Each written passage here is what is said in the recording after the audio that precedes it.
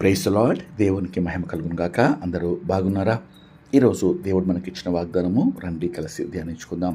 కీర్తనల గ్రంథము 46వ కీర్తన 1వ వచనము. దేవుడు మనకు ఆశ్రయమును దుర్గమునై ఉన్నాడు, ఆపత్కాలములో ఆయన నమ్ముకొనదగిన సహాయకుడు. ఎంత శ్రేష్టమైన వాగ్దానం ప్రియమైన దేవుని బిడ్డలారా. దేవుడు మనకు ఆశ్రయము దుర్గమునై ఉన్నాడు, ఆయనే ఆపత్కాలంలో నమ్ముకొనదగిన సహాయకుడు. ఈరోజు ఆపత్కాలం అనగా అనారోగ్య పరిస్థితి, కలహాలతో, పోరాటాల్లో, ఆరాటాల్లో, అసమాధానముతో, వ్యక్తిగత జీవితంలో, మరి కుటుంబాల్లో, మరి ఉద్యోగ పరిస్థితిలో, కలతలతో, కష్టాలతో, కన్నీటితో, అన్యాయం జరిగిన పరిస్థితిలో ఉన్నావా? దేవుడితో మాట్లాడుతున్నాడు.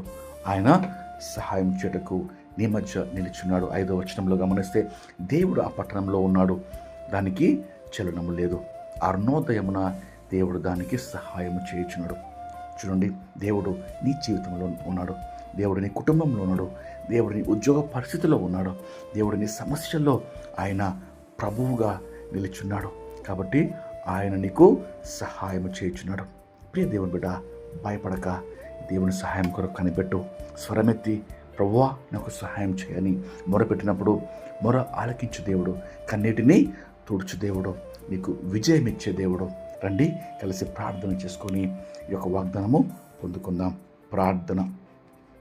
మహాపరిశుద్ధమైన మా ప్రియమైన పరలోకపు తండ్రి, ఆపత్కాలంలో నమ్ముకొనదగిన సహాయకుడా, మా కీడమా, మా రక్షణ దుర్గమా, ఈ దినమందు మాకు ఇచ్చిన వాగ్దానంకి నీకు ఎంతో వందలు. ప్రార్థనలో ఏకీపించిన ప్రతి ఒక్కరు ప్రభా, ఎటువంటి సమస్యలతో, కన్నీటితో, అనారోగ్య పరిస్థితుల్లో, దుఃఖంలో ప్రభా, అన్యాయంలో బిడ్డలు తను బాధపడుచున్నారో ఈ బిడ్డలకు ప్రభా సహాయముగా, కీడముగా అయా దిగిరమ్మని వేడుకొంచున్నాం ప్రభా. అయా నీ సహాయముతో నీ బిడ్డలను ప్రభా లేవనెత్తి నడిపించి బలపరచమని వేడుకొంచు.